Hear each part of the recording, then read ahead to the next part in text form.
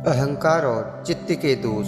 श्री रामचंद्र जी कहते हैं, मुनि श्रेष्ठ, यह अनेक रूप वाला संसार दीनों से भी दीन, विषय लंपट लोगों को अहंकार के वशीभूत होने के कारण ही निरंतर राग द्वेष आदि दोषों के कोष रूप अनर्थ की प्राप्ति कराता रहता है। अहंकार के वश में होने से ही मनुष्य पर आपत्ति आती है, उसे शारीरिक कष्ट भोगने पड़ते हैं। अहंकार से ही अनेक दुखद मानसिक व्यथाएं होती हैं तथा अहंकार से ही राग अथवा दुष्चेष्टाएं होती हैं। जैसे बहेलिए के द्वारा मृगों को पकड़ने के लिए बहुत बड़ा जाल बिछाया जाता है, उसी प्रकार अहंकार रूपी दोष के कारण संसार रूपी अंधेरी रात में जीवों के मन को मोहित करने वाली विशाल माया बिछी हुई है। अहंकार शांति रूपी चंद्रमा को निगलने के लिए राहु का मुख है, पुण्य रूपी कमलों का विनाश करने के लिए हिमरूप वज्र है और सब भूतों में समदर्शिता रूपी मेघ का विध्वंस करने के लिए शरद ऋतु है। ऐसे अहंकार का मैं त्याग करता हूँ। न मैं अमुक नाम वाला हूँ, न विषयों में मेरी रुचि है और न मन ही मेरा है। मैं शांत होकर मन को जीतने वाले महात्मा पुरुष की भांति अपने आप में ही स्थित रहना चाहता हूँ। ब्रह्मन, यदि अहंकार रहता है तो आपत्ति काल में मुझे दुख होता है और यदि नहीं रहता है तो मैं निरंतर सुख का अनुभव करता हूँ। इसलिए अहंकार रहित होना ही श्रेष्ठ है। मुने, मैं अहंकार का त्याग करके शांत चित्त हो उद्वेग शून्य होकर बैठा रहता हूँ, क्योंकि भोगों के समूह का आधार ही क्षणभंगुर है। इस देह रूपी विशाल वन में जो घनीभूत अहंकार रूपी मोटा ताजा सिंह है, उसी ने इस जगत का विस्तार किया है। मुने, जैसे शत्रु किसी को मारने के लिए मंत्र तंत्र के द्वारा मारण उच्चाटन आदि का जाल फैलाता है, उसी प्रकार इस अहंकार रूपी महान शत्रु ने संसार में जीव का पतन करने के लिए बिना मंत्र तंत्र के ही स्त्री पुत्र मित्र आदि के जाल फैला रखे हैं। इस अहंकार का मूलोच्छेद पूर्वक निराकरण कर देने पर ये सभी मानसिक दुश्चिंताएं तुरंत अपने आप विलीन हो जाती हैं। अहंकार रूपी बादल के फट जाने पर शांति का विनाश करने वाला एवं हृदयाकाश में छाया हुआ महान मोह रूपी कुहासा धीरे धीरे न जाने कहाँ विलीन हो जाता है। महानुभाव मुनीश्वर, जो संपूर्ण आपत्तियों का घर, शांति आदि उत्तम गुणों से रहित तथा हृदय के भीतर निवास करने वाला है, उस अनित्य अहंकार का मैं आश्रय लेना नहीं चाहता। अपने सुदृढ़ विवेक के द्वारा मैं अच्छी तरह समझ गया हूँ कि यह अहंकार नामक वस्तु सब ओर से अतिशय दुखरूप भी है। अतः अब मेरे लिए जो कुछ भी कर्तव्य शेष रह गया हो उसे बताते हुए आप मुझे अध्यात्म विषयक उपदेश दीजिए।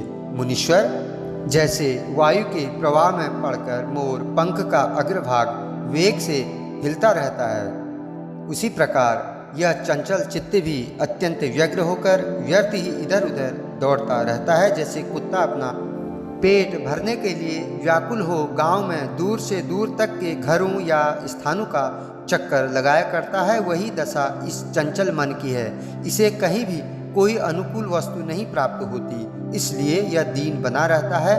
यदि इसे कभी विशाल धन का भंडार प्राप्त हो जाए तो भी यह भीतर से तृप्त नहीं होता।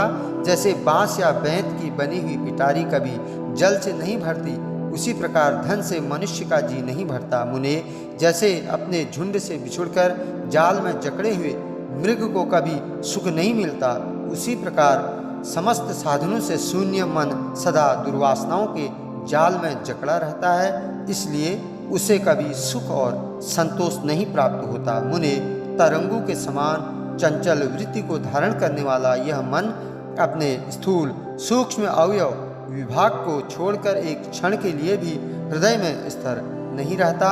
विषयों के चिंतन से शोभ को प्राप्त हुआ यह मन मंद्राचल के आघात से उछलती हुई क्षीर सागर की दुग्ध राशि के समान दसों दिशाओं में दौड़ता या भटकता फिरता है, किंतु कहीं भी शांति को नहीं पाता।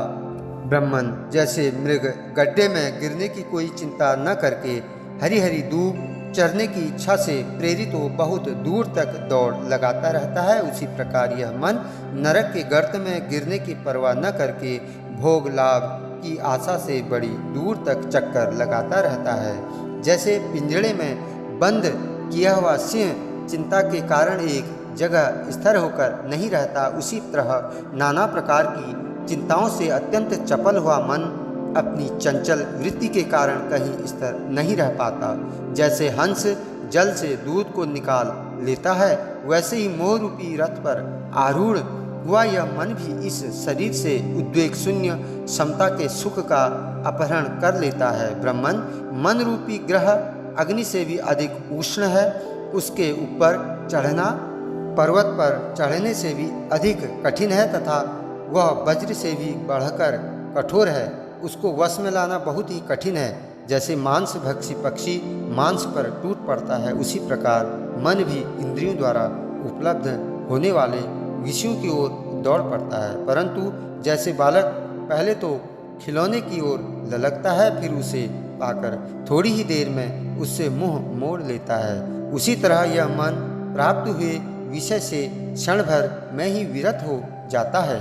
समुद्र को पी जाना, सुमेरु पर्वत को जड़ से उखाड़ फेंकना तथा अग्नि का ही आहार करना ये महान एवं दुस्साध्य कार्य हैं, परंतु चंचल चित्त को वश में कर लेना इनसे भी महान एवं कठिन कार्य हैं। संपूर्ण पदार्थों का कारण चित्त ही है, जब तक चित्त है तभी तक तीनों लोकों की सत्ता है, उसके क्षीण होते ही जगत क्षीण हो जाता है। इसलिए इस चित्त रूपी रोग की यत्नपूर्वक चिकित्सा करनी चाहिए।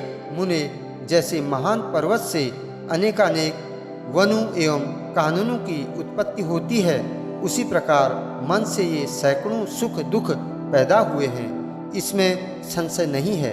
अध्यात्म विषयक विवेक से जब यह मन दुर्बल हो जाता है, तब ये सारे सुख दुख निश्चय ही पूर्ण रूप से गल जाते हैं, ऐसा मेरा विश्वास है।